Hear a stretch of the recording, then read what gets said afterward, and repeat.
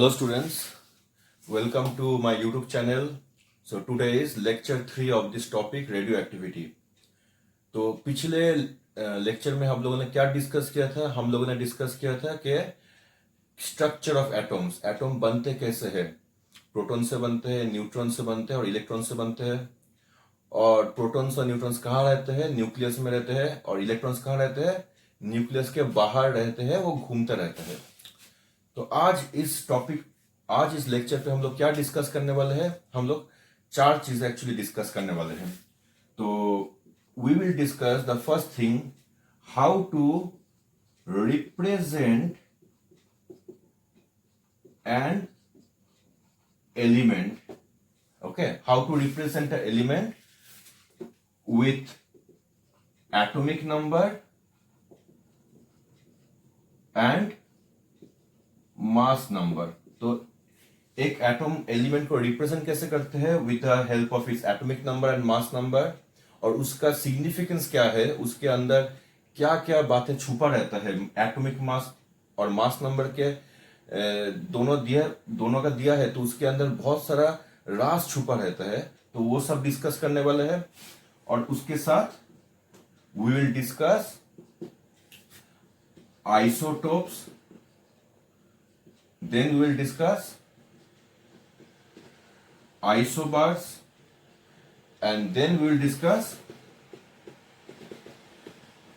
isotones. तो basically we will discuss these 4 topics. अब एक आइसोबार के अंदर एक छोटा सा टॉपिक है, उसको क्या कहते हैं? Mini isobar. ठीक है, ये क्या है वो भी हम लोग डिस्कस करेंगे. ठीक है, तो चलो शुरू करते हैं. तो पहला क्या टॉपिक है? How to represent a element with the mass number and atomic number. Anyways, I just want to say that ये वीडियो पूरा देखना. ये वीडियो पूरा देखने के बाद मैं ये गारंटी के साथ कह सकता हूं कि तुम लोगों को आगे और इस टॉपिक पे आइसोबार्स, आइसोटोन्स, आइसोटोप्स पे कभी प्रॉब्लम नहीं होगा. लेकिन वीडियो को अंत तक देखना जरूरी है. तो पहले डिस्कस करते हैं how to represent a element. अब कोई भी एलिमेंट मान लो, for example I will take a element X. अच्छा, टॉपिक क्या है? Representing an element. ठीक है, representing an element with the help of the atomic number and mass number. तो मान लो कि कोई मेरे पास एलिमेंट है एक्स. अब उसको रिप्रेजेंट कैसे करते हैं? उसको रिप्रेजेंट करते हैं by the help of the atomic number और मास नंबर. तो ऊपर हमेशा क्या लिखते हैं हम लोग? हमेशा मास नंबर लिखते हैं. और नीचे क्या लिखते हैं? नीचे लिखते हैं एटॉमिक नंबर. ठीक है, ऊपर लिखते हैं मास नंबर, नीचे लिखते हैं एटॉमिक नंबर. अब सवाल आता है, एटॉमिक नंबर है क्या? एटॉमिक नंबर क्या है? तो atomic number is the number of protons present in the nucleus or present in the atom. So it is the number of protons. ठीक है, टोटल प्रोटॉन्स कितना है एक एटम के अंदर, उसको रिप्रेजेंट करते हैं बाय द एटॉमिक नंबर. और हम लोग सिंबल क्या देते हैं एटॉमिक नंबर का? उसका सिंबल है Z. मास नंबर क्या रिप्रेजेंट करता है? मास नंबर रिप्रेजेंट करता है number of protons plus number of neutrons. ठीक है, उसको कैसे रिप्रेजेंट करते हैं हम लोग? ए से रिप्रेजेंट करते हैं. ये बात यहां तक सही है. अब किसी ने बोल दिया कि मुझको सिर्फ नंबर ऑफ न्यूट्रॉन्स चाहिए.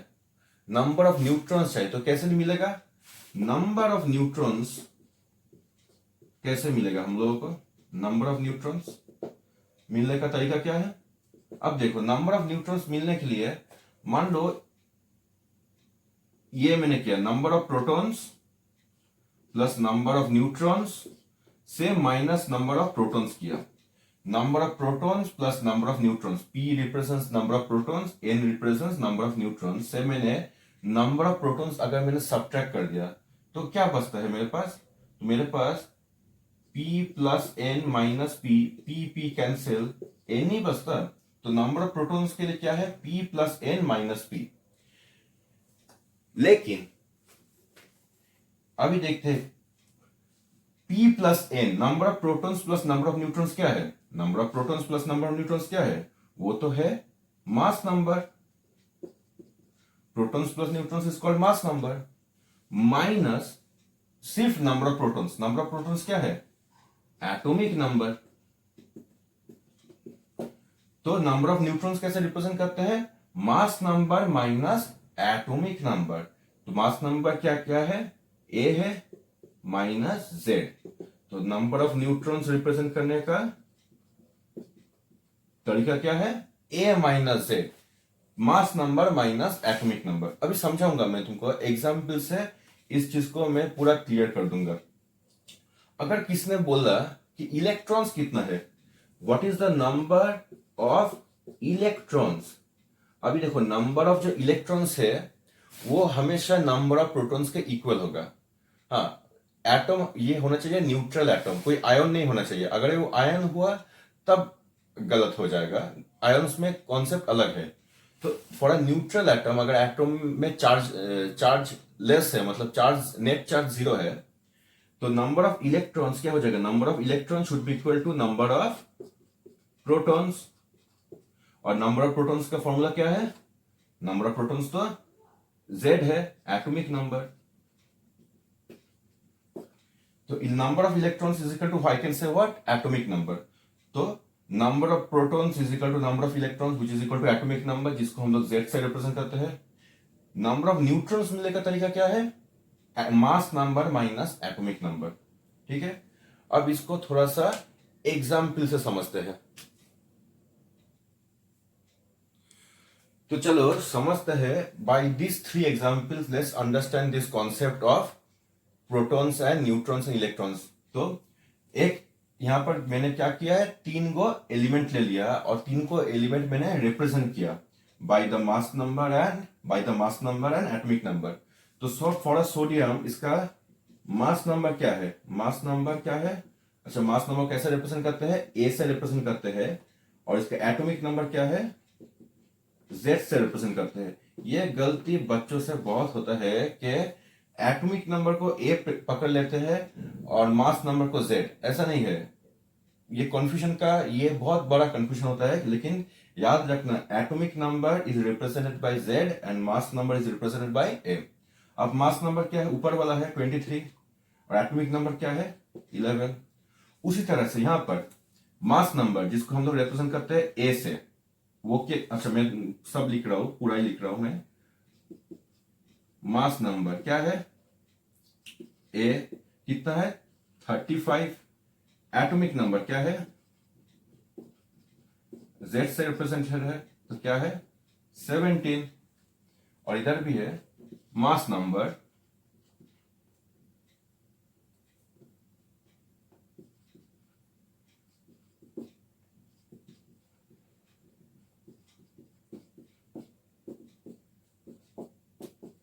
ठीक है। तो मैंने सबका मास नंबर एटॉमिक नंबर लिख दिया, इससे किसी को प्रॉब्लम नहीं है। अब आते हैं कि नंबर ऑफ प्रोटॉन्स कितना है, नंबर ऑफ न्यूट्रॉन्स कितना है और इलेक्ट्रॉन्स कितना है। तो अगर मैंने प्रोटॉन्स की बात किया, नंबर ऑफ प्रोटॉन्स की बात किया, ठीक है, नंबर ऑफ प्रोटॉन्स, तो नंबर ऑफ प्रोटॉन्स किसके समान होता है, थोड़ी देर पहले समझाया था, number of protons atomic number के इक्वल होता है, Z के इक्वल होता है। तो वैल्यू क्या हो गया 11। अब किसने बोल दिया कि नंबर ऑफ न्यूट्रॉन्स कितना है, नंबर ऑफ न्यूट्रॉन्स, उसका फॉर्मूला क्या लिखा था थोड़ी देर पहले, मास number minus atomic number that is A minus Z। तो होगा क्या 23 माइनस 11, जिसका वैल्यू आ जाएगा 12। और किसी ने बोल दिया नंबर ऑफ इलेक्ट्रॉन्स कितना होता है, नंबर ऑफ इलेक्ट्रॉन्स कितना होता है, वो हो जाएगा प्रोटॉन्स के इक्वल, क्योंकि इलेक्ट्रॉन्स और protons positive charge negative charge same होता है, तो जितना भी प्रोटॉन्स होगा उतना ही इलेक्ट्रॉन्स होगा। तो नंबर ऑफ इलेक्ट्रॉन्स कितना होगा फॉर दिस इज ऑल्सो 11। ठीक है, तो ये रहा पहला, ये वाला दूसरा, ये वाला तीसरा।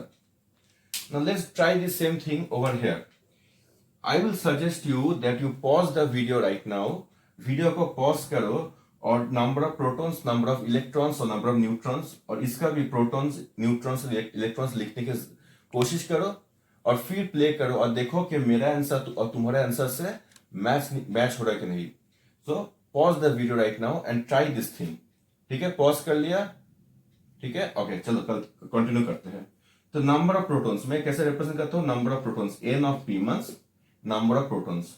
Number of protons represents what? By the atomic number, जिसको हम लोग बोलते हैं Z. और कितना होगा? 17. Number of neutrons, number of neutrons, okay, n for number of neutrons. ये क्या फॉर्मूला क्या है? Mass number minus atomic number, that is A minus Z. तो क्या होगा? 35 minus 17 which is equal to, ये कितना आ जाएगा? ये 8 आ जाएगा. और ये नंबर ऑफ न्यूट्रॉन्स इज 18 और नंबर ऑफ इलेक्ट्रॉन्स कितना होगा? वो प्रोटॉन्स के इक्वल हो जाएगा 17. अब चेक कर लो कि तुम्हारा आंसर यही आया था कि नहीं. ठीक है, अब इसका भी कोशिश करो. तुम लोग कर सकते हो. Number of protons, number of neutrons और नंबर ऑफ इलेक्ट्रॉन्स, ये कोशिश करो. नंबर ऑफ प्रोटॉन्स कितना होगा? एटॉमिक नंबर के इक्वल हो जाएगा, Z के इक्वल हो जाएगा, जो कि होगा 13. न्यूट्रॉन्स कितना होगा? Mass number minus atomic number, तो कितना हो जाएगा? 27 माइनस 13, जो कि होगा 14. और इलेक्ट्रॉन्स कितना बराबर हो जाएगा? प्रोटॉन्स के बराबर, तो it will be equal to 13. तो ये रहा तुम्हारा तीनों आंसर, 13, 14 और 13. तो उम्मीद है ये कॉन्सेप्ट क्लियर हो गया होगा कि how to represent element and उस रिप्रेजेंट में मास नंबर और एटॉमिक नंबर होता है और उससे क्या क्या रास छुपा रहता है. मास नंबर एटॉमिक नंबर से क्या क्या रास छुपा रहता है कि हम लोगों को मास नंबर और एटॉमिक नंबर का दिया रहता है, तो number of protons, number of neutrons और नंबर ऑफ इलेक्ट्रॉन्स कितना होता है हम लोगों को तुरंत पता चल जाता है. थोड़ा सा कैलकुलेशन करके हम लोगों को पता चल जाता है. सो यही तुम लोगों को समझना है आगे के टॉपिक पे कि मास नंबर और एटॉमिक नंबर से प्रोटॉन्स और न्यूट्रॉन्स और इलेक्ट्रॉन्स हम लोगों को मिल जाता है. तो ये कॉन्सेप्ट क्लियर है. चलो आगे बढ़ते हैं. नेक्स्ट टॉपिक है आइसोट्रोप्स. अब चलो आगे का टॉपिक क्या है? Next topic is आइसोट्रोप्स.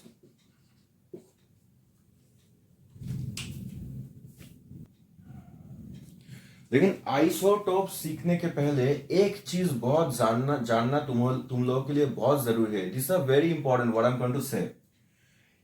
जैसे कि मान लो हम लोगों के लिए, हम लोगों का आइडेंटिटी क्या होता है? किसी भी इंडियन के लिए उसका आधार कार्ड जो है वो उसका आइडेंटिफिकेशन होता है. So for us our Aadhaar card is the identifying card.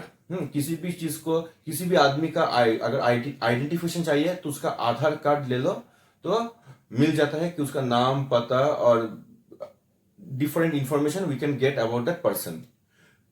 ठीक उसी तरह से है एक एलिमेंट का identification. We can identification, element identification can be done by its atomic number. ठीक है, एक एलिमेंट को आइडेंटिफाई कैसे करते हैं? एक एलिमेंट को आइडेंटिफाई करते हैं बाय द एटॉमिक नंबर. ये बहुत इंपॉर्टेंट चीज है. अब मैं आगे जैसे बोलूंगा तुम लोगों को इसका फील आएगा कि एलिमेंट और एटॉमिक नंबर कैसे रिलेटेड है. एक एलिमेंट का एक एटॉमिक नंबर जो है एक एलिमेंट के लिए एक यूनिक प्रॉपर्टी है. So atomic number is a unique property for an element. Atomic number is a unique property of an element, or I will say of a particular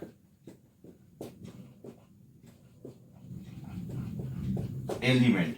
एक atomic number जो होता है ना, एक एलिमेंट का unique property होता है कि कोई एलिमेंट मान लो कि फॉर एग्जाम्पल तुम मान लो कि एग्जाम्पल होता है कार्बन। अब कार्बन का एटॉमिक नंबर कितना है? कार्बन का एटॉमिक नंबर क्या है? 6 है। अच्छा, एटॉमिक नंबर वैसे क्या है? Atomic number is the number of protons. तो atomic number is the unique property of an element. मतलब क्या है? नंबर ऑफ प्रोटॉन जो है ना, वो एक यूनिक प्रॉपर्टी है ऑफ एन एलिमेंट। तो जैसे कार्बन का एटॉमिक नंबर कितना है? 6 है। तो तुम जितना भी टाइप का कार्बन है ना, ठीक है, जितना भी टाइप का कार्बन है हम लोग देखेंगे, सब में क्योंकि वो सब कार्बन है तो उसका एटॉमिक नंबर 6 होगा। जैसे कि मान लो सोडियम के लिए एटॉमिक नंबर क्या है? 11 है। क्लोरीन के लिए एटॉमिक नंबर क्या है? 17 है। हाइड्रोजन के लिए क्या है? हाइड्रोजन के लिए उसका एटॉमिक नंबर क्या है? 1 है। तो ये क्या है? मतलब नंबर ऑफ प्रोटॉन्स। अगर कोई भी हम लोगों को एटम मिला, if I take an atom in a random, मैंने ऐसे ही रैंडम में एक एटम उठा के पकड़ लिया और मैंने उसके ऊपर जांच किया और मुझको देखा कि इसके अंदर 6 प्रोटॉन है, तो तब हम लोगों को समझ में आ जाएगा कि 6 प्रोटॉन है, 6 प्रोटॉन है, तो उसका एटॉमिक नंबर कितना हुआ? 6 हुआ। और ये कार्बन है, श्योर शॉर्ट कार्बन है, और कुछ नहीं हो सकता कार्बन छोड़ के, और कुछ दूसरा कोई एलिमेंट हो ही नहीं सकता। कि मान लो मैंने और एक एटम पकड़ा और उसको मैंने इन्वेस्टिगेट किया और देखा कि इसके अंदर 17 प्रोटॉन है। अगर 17 प्रोटॉन है तो श्योर शॉट हूं मैं कि वो क्लोरीन है, क्योंकि अगर 17 प्रोटॉन है तो उसका एटॉमिक नंबर कितना हो गया? 17 हो गया। और एटॉमिक नंबर 17 सिर्फ क्लोरीन के लिए ही है। तो तो तो ये जो एटॉमिक नंबर है ना, ये एक यूनिक आइडेंटिफिकेशन वे है टू आइडेंटिफाई द एलिमेंट। क्योंकि देखो मास नंबर चेंज हो सकता है। दो एलिमेंट है जिसका सेम मास नंबर है, लेकिन कोई दो सेम एलिमेंट नहीं है। Okay, I am writing, there is no two same element with the same atomic number। तो हम लोगों के पास अभी भी हिस्ट्री में कोई दो सेम एलिमेंट नहीं है जिसके पास सेम एटॉमिक नंबर है। So there is no two same elements having the same atomic number. है अलग अलग एलिमेंट हो तो अलग अलग एटॉमिक नंबर होगा, लेकिन अगर सेम एलिमेंट है, मान लो कि दोनों ही कार्बन है, तो ऐसा नहीं है कि एक कार्बन का एटॉमिक नंबर है 6 और दूसरा कोई एटॉमिक नंबर है कार्बन का, उसका एटॉमिक नंबर है 7। हाँ, ये नहीं हो सकता, ये सरासर गलत है। तो दिस इज फुल्ली रॉन्ग। ऐसा नहीं हो सकता कि एक कार्बन का एटॉमिक नंबर 6 है, एक कार्बन का एटॉमिक नंबर 7 है। ये नहीं हो सकता। दोनों अगर कार्बन है तो दोनों का एटॉमिक नंबर 6 ही होगा। तो ये बात क्लियर है। तो ये बहुत जानना बहुत ही जरूरी है। N atomic number represents an element, very important. अब आते हैं आइसोटोप्स के डेफिनेशन पे। अब आइसोटोप का डेफिनेशन क्या है? Atoms of the same element having the same atomic number but different mass number. अब इस डेफिनेशन को समझते हैं।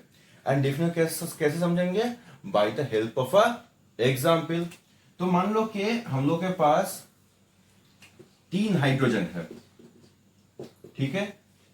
अब 3 हाइड्रोजन अगर है, 3 हाइड्रोजन है, तो बोल रहे हैं क्या सबका सेम एटॉमिक नंबर है। तो इसका एटॉमिक नंबर है 1, इसका एटॉमिक नंबर है 1, इसका एटॉमिक नंबर है 1। मतलब क्या हुआ?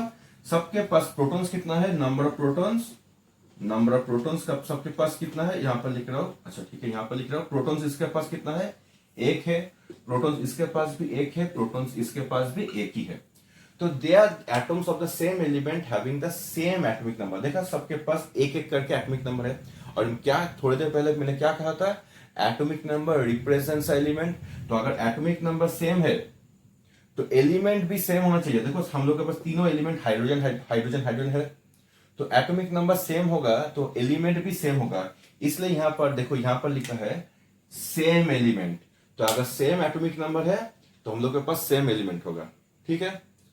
अब इसका मास नंबर डिफरेंट है, मतलब क्या, इसका मास नंबर 1 है, इसका मास नंबर 2 है, इसका मास नंबर 3 है। तो देखो एटम्स जो है ऑफ द ये एटम, तीनों एटम्स है, लेकिन किसका है, सेम एलिमेंट का है, सेम एलिमेंट का है, having the same atomic number. देखो 1 1 1 करके सेम एटॉमिक नंबर है, लेकिन अगर मास नंबर की बात किया जाए, देखो मास नंबर इसका 1 है, इसका 2 है, इसका 3 है, तो मास नंबर सबका क्या है, अलग अलग है, जो कि डेफिनेशन के थ्रू जाता है सेम एटॉमिक नंबर और डिफरेंट मास नंबर। अगर किसी ने पूछ दिया कि न्यूट्रॉन कितना है, तो न्यूट्रॉन का फॉर्मूला क्या है, न्यूट्रॉन का फॉर्मूला है क्या, मास नंबर माइनस एटॉमिक नंबर, मास number minus atomic number. Neutron का फॉर्मूला क्या है, mass number minus atomic number, that is the formula of neutron. तो यहां पर न्यूट्रॉन क्या होगा, 1 माइनस 1 होगा, 1 माइनस 1 जो तो क्या होगा, 1 माइनस 1 जो कि होगा 0। अगर यहां की बात करें, न्यूट्रॉन की बात करें, तो न्यूट्रॉन कितना होगा, mass number minus atomic number, तो 2 minus 1 that is equal to 1।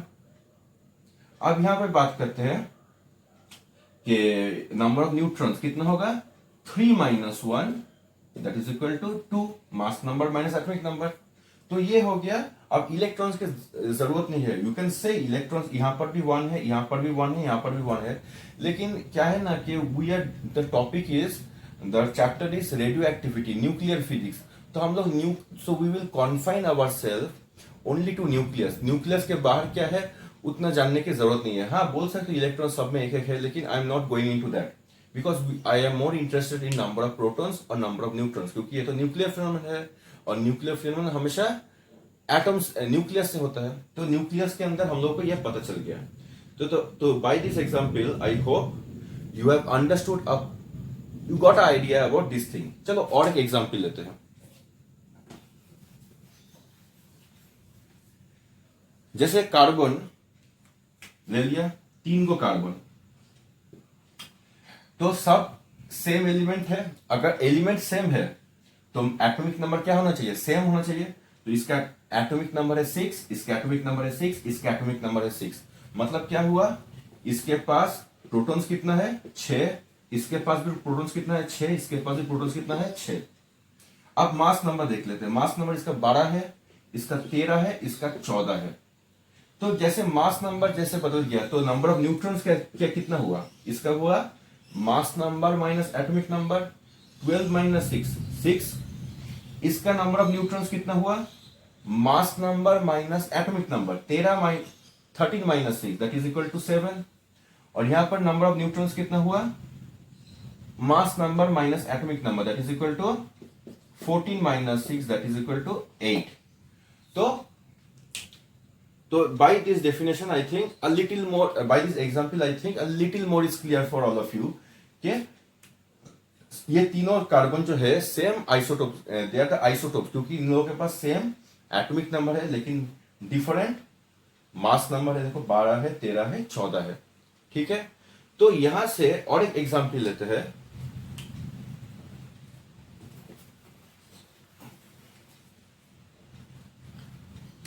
Chlorine का एग्जांपल लेते हैं। क्लोरीन हम लोगों के सिस्टम में, मतलब अर्थ में 2 टाइप का क्लोरीन मिलता है। दोनों का देखो मास एटॉमिक नंबर मैंने क्या लिखा, 17 17। तो प्रोटॉन्स कितना है, 17 है, प्रोटॉन्स कितना है, 17 है। अभी मास नंबर की बात करते हैं, इसका होता है 35, इसका होता है 37। तो न्यूट्रॉन्स कितना होगा, न्यूट्रॉन्स यहां पर 35 minus 17 that is equal to 18। यहां पर न्यूट्रॉन्स कितना होगा, mass number minus atomic number, 37 minus 17 that is equal to 20। तो you can see these are the 2 isotopes. तो ये क्लोरीन का 2 आइसोटोप्स है। अब थोड़ा सा आइसोटोप्स को थोड़ा सा अगर बेहतर इससे समझे तो हम लोग बोल सकते हैं क्या, आइसोटोप्स में हाँ सेम नंबर ऑफ प्रोटॉन्स होता है, same number of protons but different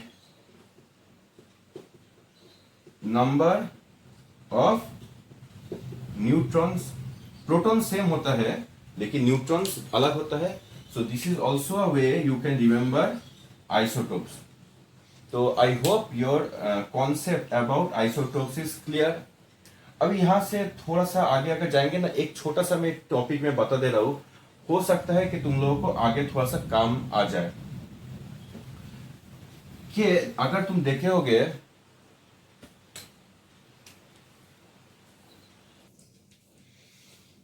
हाँ, तो तुम लोग अगर देखे होंगे तो देखे होंगे कि मास नंबर जो है ना क्लोरीन का, मास नंबर क्लोरीन का कितना होता है 35.5।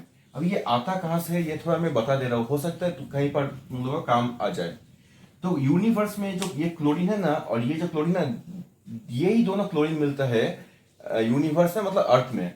और इसका रेशियो कितना है 3:1 में मिलता है। मतलब out of 4 parts 3 part is this type of chlorine, this isotope of chlorine, और एक पार्ट मिलता है this form of chlorine। Okay, तो out of the 4 part this is the 3 part is the this form of chlorine और 1 part is this form of chlorine। तो हम लोग क्या करते हैं ना, इसका एवरेज लेते हैं, ठीक है, एवरेज लेते हैं। तो क्या करते हैं, क्योंकि ये क्लोरीन 3 पार्ट्स में है, तो जो मास नंबर है ना 35, इसको हम लोग 3 से मल्टीप्लाई करते हैं। और ये क्लोरीन एक पार्ट में है, तो क्या करेंगे 37 करेंगे इंटू 1। अब दोनों को जोड़ देंगे and then we have to divide by how many, total how many parts, 3 part plus 1 part, 4 part. Now if you add this whole thing, if you solve, कभी इसको सॉल्व करके देखना, हाँ, कितना आएगा, ये आएगा इसका 15 आएगा, 1 105, ये कितना आएगा 37 आएगा, डिवाइड बाय 4, फिर से ऐड करेंगे तो कितना आएगा 2, 142/4 आएगा, 142/4। इसको 142/4 करोगे तो तुम लोग को आंसर मिलेगा 35.5।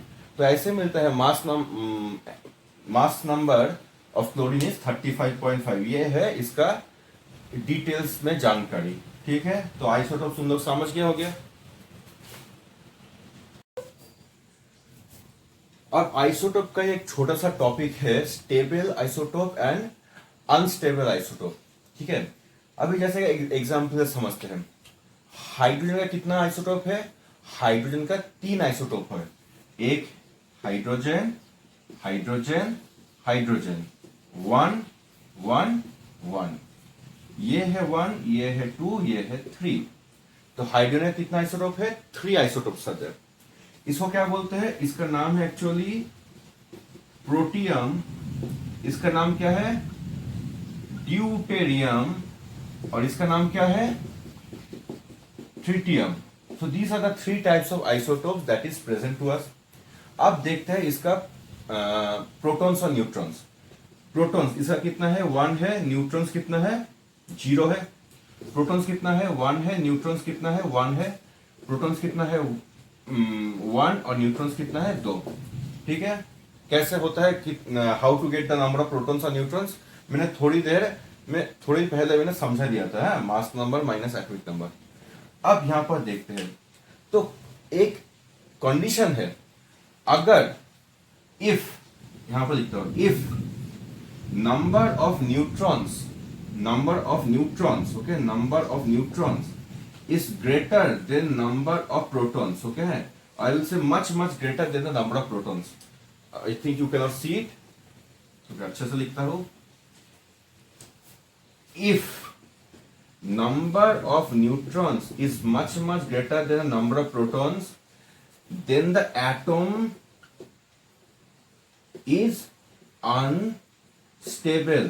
एटम क्या बन जाता है, अनस्टेबल। तो यहां पर देखो, क्या न्यूट्रॉन प्रोटॉन से ज्यादा है, नहीं है, तो न्यूट्रॉन प्रोटॉन से कम है, 0 है, प्रोटॉन है, तो क्या ये अनस्टेबल है, नो, ये तो अनस्टेबल नहीं है, ये तो स्टेबल है। अब so I can say this is stable, ये स्टेबल है। क्या यहां पर प्रोटॉन न्यूट्रॉन से कम है, मतलब न्यूट्रॉन प्रोटॉन से ज्यादा है, नहीं है, न्यूट्रॉन्स भी 1 है, प्रोटॉन्स भी 1 है, तो क्या ये अनस्टेबल है, बिल्कुल नहीं, ये तो स्टेबल है। लेकिन अगर यहां की बात किया जाए तो देखो, नंबर ऑफ न्यूट्रॉन से 2, नंबर ऑफ प्रोटॉन से 1, तो क्या ये पर नंबर ऑफ न्यूट्रॉन्स प्रोटॉन से ज्यादा है, हाँ, न्यूट्रॉन्स प्रोटॉन से ज्यादा है, तो क्या ये स्टेबल है, बिल्कुल नहीं। सो this is unstable, this is very much unstable. तो ये क्यों, तो क्योंकि ये अनस्टेबल है, because this atom is unstable, I can से, तो मैं ये बोल सकता हूं कि ये क्या है, ये रेडियो एक्टिव है, रेडियो एक्टिव आइसोटोप। तो अगर एटम अनस्टेबल बन गया तो क्या होता है, वो रेडियो एक्टिव बन जाता है, that emits alpha beta and gamma rays.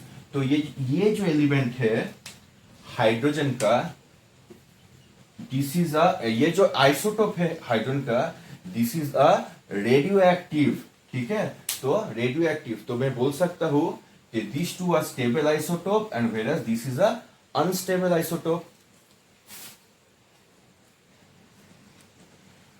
तो बिल्कुल उसी तरह से कार्बन का भी 3 आइसोटोप्स है, जो कि हम लोगों ने थोड़ी देर पहले पढ़ा, कार्बन कार्बन कार्बन, ये 6 6 6, ये 12 13 14, ठीक है। एटॉमिक नंबर सबका 6 है क्योंकि सेम एटम है, एटॉमिक नंबर भी सेम ही होना चाहिए, और मास नंबर 12 है, 13 है, 14 है। अब प्रोटॉन की बात करते हैं। हाँ, प्रोटॉन कितना है, 6 है। न्यूट्रॉन कितना है, 6 है। कैसे निकालते हैं मैं बोल चुका हूं। यहाँ पर प्रोटॉन कितना है, 6 है। न्यूट्रॉन कितना है, 7 है। प्रोटॉन कितना है, 6 है। न्यूट्रॉन कितना है, 8 है। Okay, how to get the number of neutrons at mass number minus atomic number, 14 minus 6 that is equal to 8। अब देख लो, क्या यहाँ पर न्यूट्रॉन प्रोटॉन से ज्यादा है, नहीं है। तो न्यूट्रॉन प्रोटॉन से ज्यादा नहीं है, न्यूट्रॉन प्रोटॉन से ज्यादा नहीं है। सो क्या ये स्टेबल है, हाँ बिल्कुल ये स्टेबल है, because neutrons is equal to protons. क्या ये स्टेबल है कि अनस्टेबल है, यहां पर तुम बोल सकते हो कि नंबर ऑफ न्यूट्रॉन्स जो है वो प्रोटॉन से ज्यादा है, लेकिन बहुत ज्यादा नहीं है। हाँ थोड़ा सा ज्यादा है, एक ही ज्यादा है, लेकिन बहुत ज्यादा नहीं है। तो इसके बदले ये क्या बन जाता है, ये स्टेबल हो जाता है, दैट बिकम्स स्टेबल। लेकिन अगर यहां की बात करें, न्यूट्रॉन्स कितना है, 8 है, प्रोटॉन्स कितना है, 6 है। तो हम लोग को पता है 8 is much much greater than 6, तो number of neutrons is much greater than proton. तो यहां पर न्यूट्रॉन जो है ना प्रोटॉन से कहीं गुना ज्यादा है, तो कहीं गुना ज्यादा इसलिए ज्यादा है, तो हम लोग बोल सकते हैं क्या, दिस इज, तो हम लोग बोल सकते हैं क्या, दिस इज